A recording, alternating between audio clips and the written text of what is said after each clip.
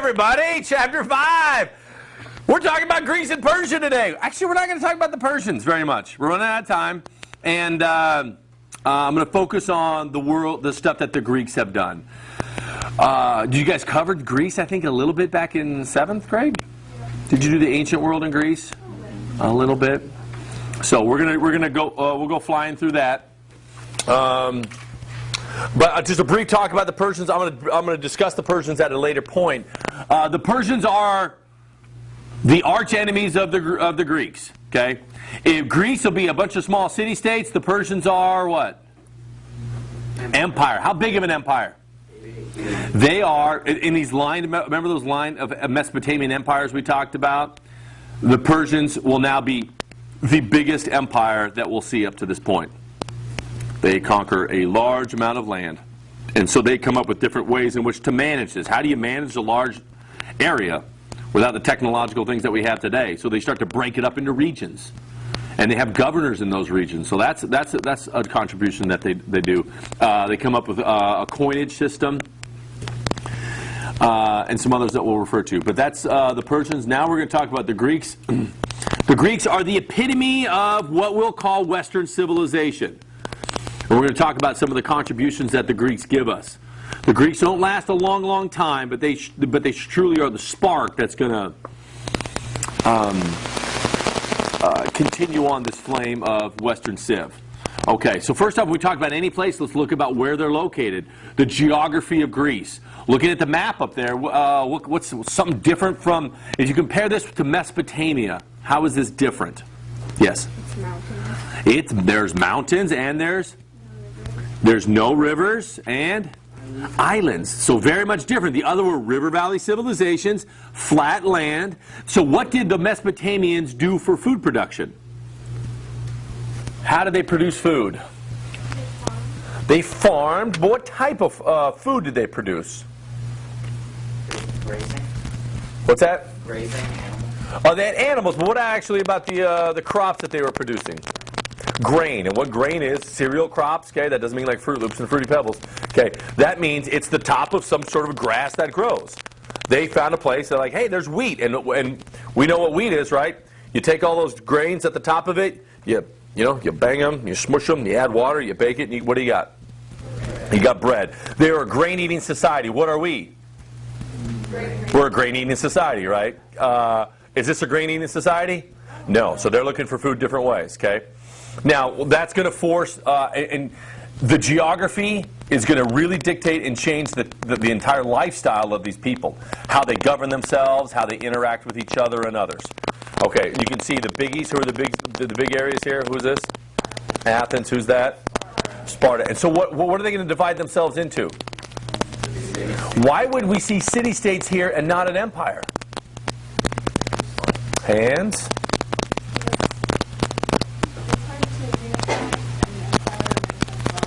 Hard to unify places that are difficult to get to.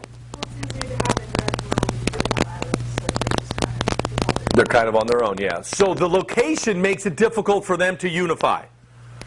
And then what's going to happen, we'll have each place develop on their own. Then why do we even call it Greek? They didn't call themselves Greek, by the way. They called themselves the Hellas. But why do we call themselves Greek? Yeah. Didn't it stand for the common language? Good. And so language is a characteristic of? Civilization. What's the word I'm looking for, Ryan?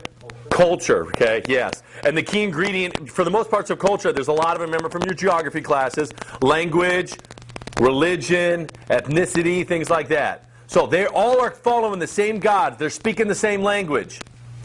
But they're not together politically. And on top of that, they're just like oftentimes family in my house for Thanksgiving. A lot of people not getting along. That was a joke. Didn't go very well. But yes, I mean, so although they are a common culture, they are in constant conflict with each other. Okay? Hard to unite them. Each had a similar culture. Yada, yada, yada. Okay, so now what is it? So there are not a lot of resources there.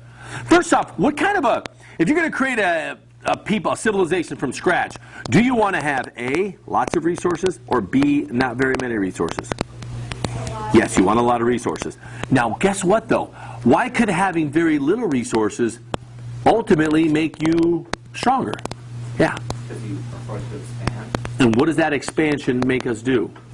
realize other people. One, I don't have stuff, so I can go kill people and take their stuff, and I get really good at conquest. What's another way I can go get stuff? New hands? How many new hands?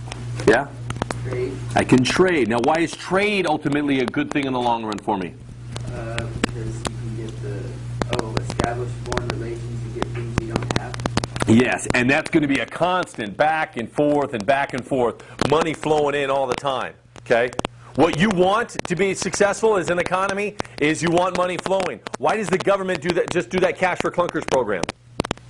Because they hate the look of nasty old cars out there? They want you to what? Spend money on a brand new car. That brand new car goes to the people who manufacture it, the people who sell it, the people who fix it, the people who whatever, right? They want circulating money. And so that's what going out and trading does, okay? So it creates more trade ports, and then guess what else happens along? I've conquered people, I'm trading with people. What's going to happen? You share some ideas. Right? Yeah, and do the Greek have ideas that other people may want to pick up on? What are some of the things that the Greeks do that other people go, hey, that's kind of a good idea? Something the Greeks did. I'm going to see a new hand. Yes? Democracy doesn't necessarily, that's one of the best ideas, but it doesn't have a lot of spread in the ancient world. Okay, good one. Yeah. Yes, an easy way of, right, we know that trade, you need to keep transactions, and the Greeks come up with a great system borrowed from the Phoenicians, okay? And so they start spreading their ideas. Now, guess what's a better way? I can trade with somebody I don't know and have trading relations. How do I trade with somebody I do know? How can I trade with somebody far away who's me? Who comes from us? What's that called?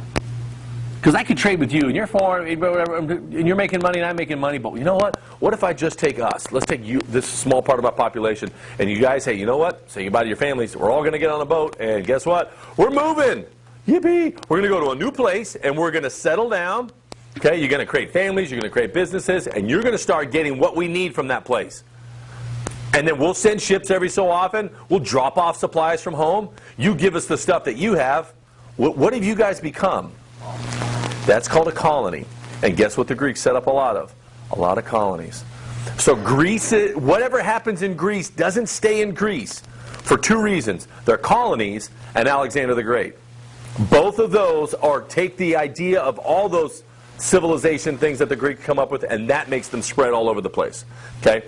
It says there, transfer of ideas in Greece helps explode culture, writing, yada yada, all that kind of stuff. Okay?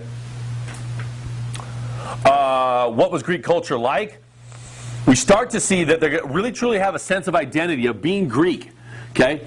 And new types of rules. Often these rules aren't necessarily will take off in the ancient world, but they will have success later on. The most important being democracy. But anybody see the movie 300? Before the battle or whatever, they had to go to the government and ask. And where did they go?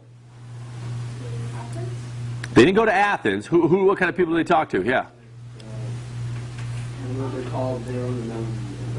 Mm-hmm. Yeah, not necessarily. The oracle was for like advice, but they actually go talk to the government. They went to like an open arena area, and there was a bunch of members of this council.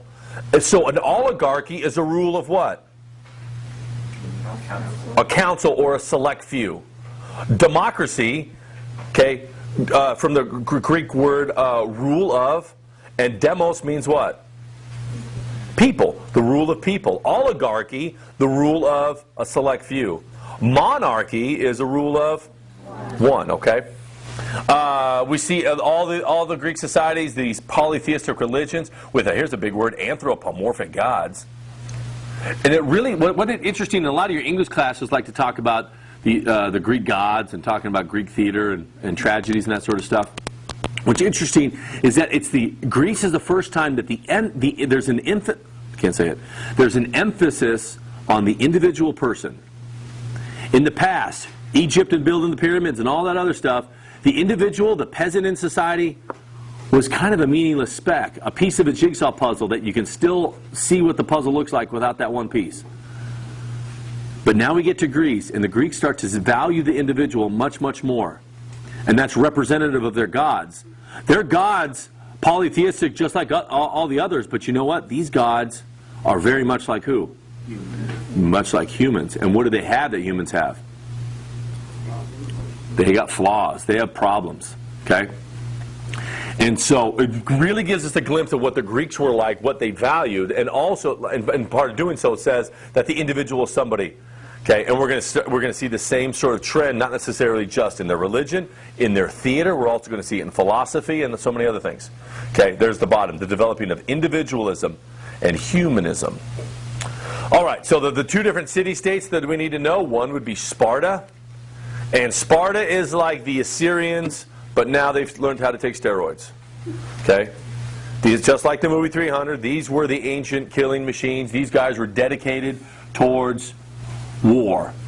And the question you got to ask yourself is what? Why? Why are you so concerned about war? They lived a Spartan existence. We label the word Spartan to say, you don't have very much. Look at around your house, you got nothing. You visit your friend's apartment in college, you're like, wait, you got a poster from an Elvis poster and a lava lamp. That's it? That's all you have in here? A real Spartan existence, because he goes, that's all I need. Right? And the Spartan said, that's all I need, because we are focusing our life towards the conflict. Why would they focus their life? Yes? What's the story behind where they're trying to control one of their Greek colonies? Not necessarily colonies, but the people who were there. They were going to call it revolt. And revolt of who? Which type of people? They're slaves. So they live in a society, they had more slaves than any other Greek city-state. And if you're a slave at some point, you may be thinking, boy, this guy's not very nice. We should just kill him. We outnumber them. I don't even know what the number was, right?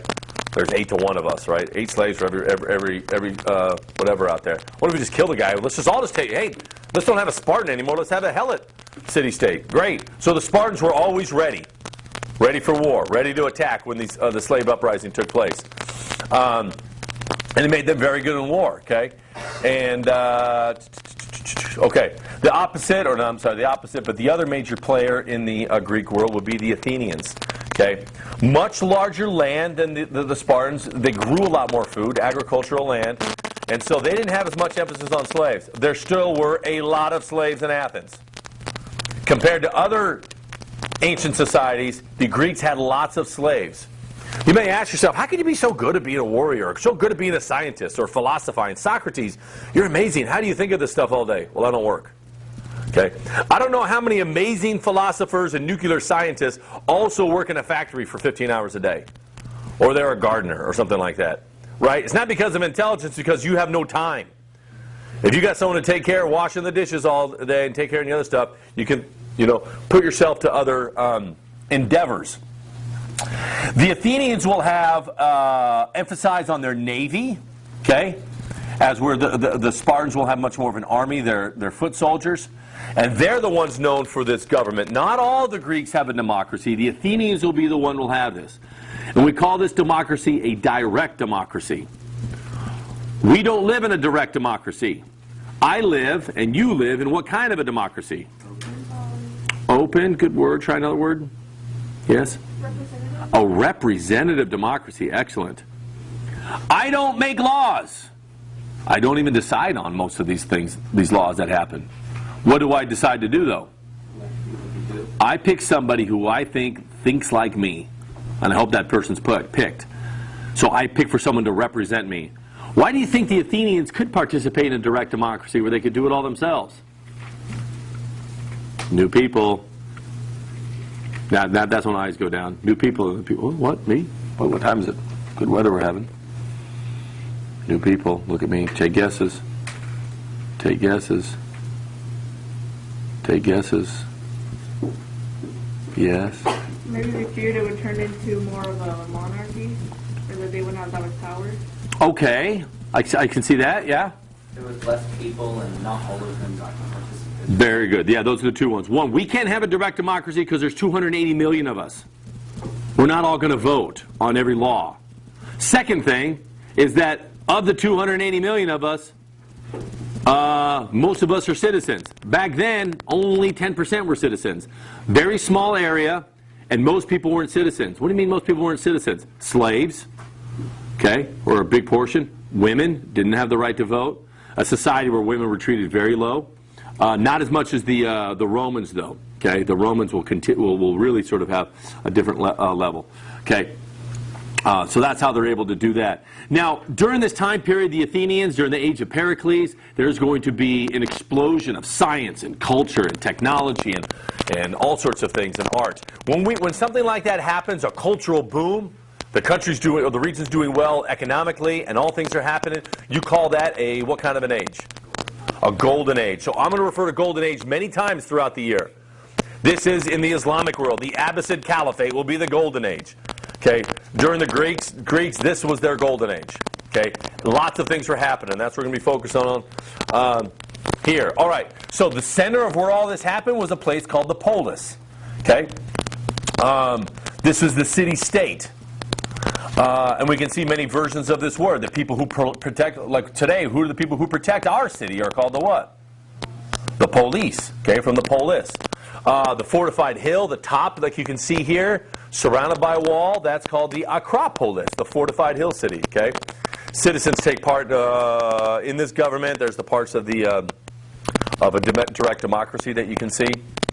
Okay, and so we reach the golden age of Athens here, under the age of this guy, okay? And he is the Athenian leader. He wants to turn Athens into an amazing place to protect himself from their enemies, and he wants to glorify Athens. He has the most amazing structure, the building that we associate with Athens. And what building is that, everybody? That's called the Parthenon. Anybody been to the Parthenon? Nice. So we'll talk about that. We're going to watch ourselves a little video. Okay, so we're back after watching our video on Pericles. These three things we should know about Pericles. Strengthens democracy, builds a commercial empire, and glorified Athens. I like the part, like he said, that his downfall, how did they put that? His tragic flaw is that what he wanted, how did it say? What he valued the most was his ultimate downfall, and that was Athens. He ultimately brought Athens to this point, which puts them into conflict with the Spartans. Strengthens democracy, builds a commercial trade empire. Okay, and a good example of how successful they were. How much did the Parthenon cost in today's dollars? Yeah. About $1 billion a year. Yeah, 15 years. pretty amazing. Okay, lots of very pricey. Okay, so now what are the contributions? What is a contribution? A contribution is something that some civilization does, some people do, that other people are going to do afterwards. Okay, we talked about the Egyptians. They did geometry really good in building the pyramids. So guess what? That's a contribution that they leave us. Things that they leave us in Greece, they do so much that we label this thing called Western civilization. I took a class in college called Western Traditions. It took 3 years. The first year was all ancient stuff. Second year was all Renaissance-y, and then the last year is the modern stuff. That this is for throughout history. This is what we focus in terms of, to learn history, you need to learn the history starting with Greece, Rome, Europe, United States. That's Western or Western civilization. What about China and all that? This is a relatively newer phenomenon in this learning of the story of civilization, to focus on those other things. AP, there's been an AP World test, or kind of. It was called AP European History. They still offer it. I think it's offered in Del Oro. AP Euro was the class that you would take as a sophomore. And then the AP curriculum said, well, we need to learn more about world history, so we're going to offer an AP World class instead. This class first was offered. There was no AP World until 2001. Up to that, it was AP Euro. They still offer AP Euro at places, but now more and more teachers are doing AP World. I'm required by teaching AP, I have to follow their guidelines, and one of the guidelines is I'm only supposed to spend 25% on Western history. So that's been, because it's sort of a shift of what we've always focused has been the cradle. We're looking at other things. So what does that mean? If we look at the Greeks weren't around for a real long time. But what they did started so much. And so here's the analogy you may want to put down or whatever. I have Greeks to the Romans to the Renaissance to today. And I want you to think of it like fire is the analogy. fire can spread and fire can grow. So what's an amazing piece of wood that can just start fire from nothing? What's that called? Piece of wood with a little red thing on top. A match. How long will that match burn for? Not very long. Pretty amazing, though, what that match entails. That match head is amazing. You create a little bit of friction, and the chemical reaction that happens creates fire. It's an amazing small event. That's grease, is a match. An amazing, small, brilliant achievement that'll go away real soon. But guess what that match does? And what's the big fire it's going to light? Rome. So using there, now it is, hey, we got a pile of firewood and kindling and dry leaves and grasses. That's Rome. Rome's going to last and burn for a long time. All started on the basis of what the Greeks did. The Romans will continue that. And then what happens? This fire is going to burn out and appear to go away. What do you know when they tell you about a campfire, though? What should you do to a campfire? How do you make sure, right, because what could happen? Oh my gosh, I should know this. I'm a Boy Scout. Nice. What could happen with a fire? After you light a fire and you just watch it, what's underneath it? Coals. And what could those coals possibly do later on? Reignite. Ha-ha. So what does Renaissance mean? Oh, reignition. It actually means rebirth of the classics. You following it? The Boy Scout fire analogy, and then it continues to burn on to today. Okay? Someone tried to put out a fire with pine needles. Started all the camp on fire. You had to evacuate. I was just off topic. Was he Greek? What? Was he Greek? Oh. Okay. All right, so what are some of these Western civilization and traits? Can you name off a couple? Let me see some hands fast. Things the Greeks did. Go, give me one. Writing system. Architecture. Architecture. Democracy. Philosophy. Individualism, nice. Mathematics. Art. Logography. What? Logography. Never heard of that word. Really? It's in the book. What is that? People, all the Greeks did, they logged stuff and logged their thinking. Oh, interesting. Logographers. Okay. Something like that. All right, so here's a bunch of them. Sports, minutes, and science. Science, mathematics isn't on there. They're alphabet, philosophy, history, theater, art. What do you think? I didn't include here. Somebody mentioned it. You probably label it as the most important. Yeah, there's democracy. Nice job. Okay. That's going to be sort of the greatest contribution, but so much that they give us that go on. So I'll just quickly go over a couple of these. So sports, right? We get sports with the Olympics. Every 4 years. They did it every 4 years. But you know why it's kind of interesting? It tells us again about who the Greeks were. They were unified in culture. They came together every 4 years, put their differences aside, and they shared these common experiences. Same gods that they'd prayed to, but guess what happened during these Olympics? What would they do? Compete. And what do Greek city-states always do all year long? They compete with each other. And during this competition, there's a period of truce. Nobody can hurt each other while teams are traveling. Guess who were the bodyguards? Who was the security for this event? Sparta, right? Okay. And people would show up. And now during these competitions, there is full-on, just like today. We look at other countries and you're like, yes, we can't go to war with you, but those Chinese girl gymnasts I want to destroy. Those 14-year-old girls are unbeatable, right? They're horrible. And so that's how they felt like back then. All these different city-states competing. Good example of how they're conflict, but still unified under something. Medicine, we see the beginning of medical advancements. The Egyptians did a lot of medical, but actually the Greeks weren't didn't have a lot of contact with them, so they didn't learn a lot, you know, from the Greeks and their mummification or whatever. But interesting, we start to see professional physicians, and they start to take a code. And this code, I used to like watch ER and all that stuff, right? And every now and then those hospital shows talk about that doctors have some sort of ethical code. And no matter what, they always have to follow a code that's called the Hippocratic Oath, because it comes from this guy. His name's Hippocrates. Okay, and he was the first sort of Greek doctor, and he came up with this thing, and it basically says, above all, do no harm. Right? Well, but, hey, but we can maybe test you out. You may not live, but we can maybe test, you know, do whatever, and then other people may live. And the doctor says, well, I can't hurt my patient. Yeah. Where did the term hypocritic? I don't know if it came from this. We'll look into that one. Research for you over there. Not today, we're running out of time, but... Theater, we see, like you saw in the video, tragedies and comedies. I loved how everybody got into it. And it really starts to demonstrate, like you see in their religion, their plays do the same thing. They demonstrate what's important to the people and a reflection of their society. Just today, the movies that come out today reflect who we are, right? Just like the movies from the 1950s. You want to see what life was like in the 1950s? Go watch a movie from 1952. Okay, just like then, just like watching the theater back in the day, the beginning of comedy and tragedy. Science and mathematics, we see the things like geometry, Archimedes' screw, and all the inventions there. Look at that one, the heliocentric theory. What does that mean?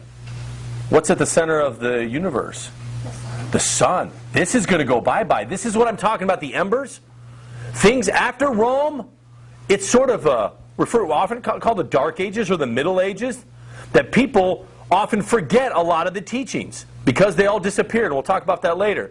We switched to a earth-centered system.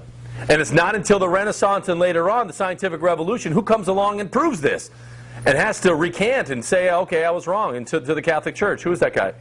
Galileo says that, right? Philosophy, there's a lot of philosophers. Socrates, Plato, Aristotle. We don't have time to get into a philosophical discussion, but there's a lot of different schools of thought. But people really starting to question what is your soul, what it is to be human, how people interact with each other. Okay? Really sort of innovative ways in which that people are starting to think about themselves. Okay? And again, so an emphasis on individualism.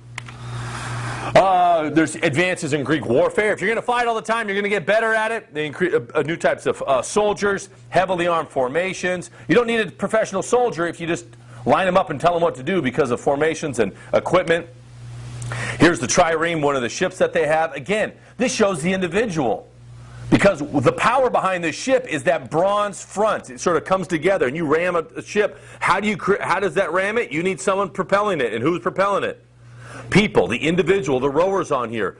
Again, emphasis on the individual we see. All right, so these conflicts, we see the Persian Wars. These are the arch enemies. All the Spartans and Athenians and all the other city-states come together in time of foreign attack. There'll be two Persian Wars. Major wars, both times that the Greeks will be able to come back. This is all time, like the top famous underdog win of all time. There was no way the Greeks should have won, but they defeated these guys. And ultimately, the Persians then decide, we've lost too much. This is a waste of time. And we don't need to attack them anymore. Okay? And so you can see there are some famous battles, of course. You don't need to know the names of the battles, but we see them even on our modern folklore and stories. You hear the story from 300, the story of Thermopylae, how 300 Spartans are on basically a suicide mission to protect the pass to stop the Persians, and they don't. Okay, but they're able to. The Persians continue on, but ultimately, deal a heavy blow to the Persians. The story of Salamis, the Athenian naval victory, and the story of Marathon, the Battle of Marathon, where a guy had to basically do it like a Paul Revere. He had to run. It was although it was 26 miles, I think it was like 140 he ran in a couple days, and to be able to tell them that the Persians are coming, the Persians are coming. So these famous parts of stories about the Greeks. So after they stop fighting and the wars with the Persians are over, this was the fatal flaw that they talked about in the video, then Athens and Sparta go to war with each other. And it doesn't matter who wins, because guess what? They both lose. They both. Anybody ever watch the old Rocky movies? Right, they punch each other all movie long, and then at the very end, like they can barely punch each other anymore. If either of those guys had to go to a fight right afterwards, they'd both get killed. That's what happens here. Athens and Sparta fight. What ultimately happens to Pericles is he has to, they're surrounded by the Spartans. They wall off the city. A plague strikes the city. It kills a quarter of the people, including Pericles himself. And Sparta wins. But ultimately, all the city-states are vulnerable. And who are they vulnerable to? Who's north of them? They're also Greek. They're like your cousins who live in the hills in trailers. And that's how they were often seen. Which people would those be? They're on the map up there. You see them? Yeah? Macedonia. Okay? Macedonia. The guy, by the way, from that region, the king up there is called Philip II. Philip comes down and he wants to try to take advantage of the situations now that Athens and Sparta are in disarray. He starts to unify them, conquer them, things are going great, and all of a sudden what happens to Philip? He gets assassinated by his bodyguard. So along comes his 19-year-old son to take over. Little discussion in the historical community about maybe it was Alexander who had his dad assassinated. Most probably disagree with that, but interesting. So here they come from the north. They take over all of Greece, all the different city-states here, unify them, and Greece had not been unified before. And now Alexander the Great has to take over. And so, hey, I've done what my dad wanted to do, but now next, what should I do next? Let's go after the Persians. He hates Persians like all Greeks hates Persians. Okay, goes across, lands in, basically, I mean, by crossing this point here, you are now no longer in Greece, you're now in the east, and either the Hellas point here, and off he goes. And this is what he does. He conquers all the Persian Empire. Okay? Keeps going and going and going. His first goal, like it says, unify them all, goes after the Persians, and then after he defeats the Persians, he keeps going. Nothing stops this guy. Future leaders will forever compare themselves to Alexander the Great. There was a story of Julius Caesar when he was in his 40s. He felt like he was a general but nothing more. And he was at a statue of Alexander the Great and wept because he felt like he'll never be able to amount to what Alexander the Great was able to do. Napoleon and many, many other leaders will always look at Alexander the Great as the epitome of what it was to create and conquer so well. He was a military genius to be able to defeat with smaller numbers, okay, with tactics and so forth, and shock the world with what he did. And then what happened afterwards is even more of a shock. His troops, after years, decide, we'd like to go home, decides to go back home to Greece before he heads back out again, and what happens on the way home? He dies, yeah. He stops in Babylon, okay, and dies. So here's his conquest. He, after all of Greece, goes across into Asia Minor, and then war with the Persians, bang. Okay, this is the center of the Persian Empire. He also goes down into Egypt. What happens when he goes into Egypt? Conquers Egypt. Guess what he becomes in Egypt? Pharaoh. He becomes Pharaoh. Okay? And what does that tell you about Egypt? People conquer Egypt and come into Egypt, but Egypt's going to maintain Egypt.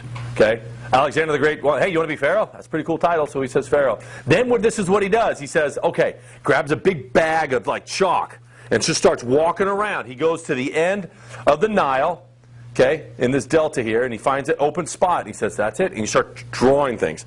Big circle. Library's going to go here. Stadium. Houses of government. And he starts laying out a city like it would look like in Greece, here in Egypt. And I call this city what? Alexandria. This will be a brand new city. We're going to fill it up with all of the philosophy and science, mathematics, all the things of the learned world will now come here. One of the wonders of the world was the lighthouse at Alexandria. Libraries will be set up here. Okay? And then he leaves. And he says, you, Ptolemy, one of my generals, you're going to stick around, and you're in charge. I'm out of here. So Ptolemy stays there. Ptolemy becomes Pharaoh. Ptolemy's descendants, Pharaoh, until his last one, a brother and sister, ultimately the sister wins in this this battle. What is that, the last descendant of Ptolemy's name? What's her name? That's Cleopatra. Cleopatra, the last pharaoh, shockingly enough, was not what? Not Egyptian. She was Greek. But of all the different Ptolemies, she's the only one who actually did learn how to speak Egyptian. Okay? After her death and demise, then Egypt gets completely swallowed up by the Romans. And we'll get into that story later. So he leaves there, and guess what happens when he goes and conquers these other places? Alexandria. This is the furthest Alexandria there is. So we'll have the debate next time about conquer good, conquer bad, or tyrant or hero. But what Alexander the Great does, he leaves his legacy. When he dies in Babylon on the way back, all these different areas, no one person will control them. All his different generals have different areas. It becomes defragmented. But that gets spread out. And that word is called Hellenism. Okay? Hellenism. A mixture of Persian and Greek ideas. Okay? That spread from Greece. This, you can see, is our discussion for next time. Was he great or was he not? Okay?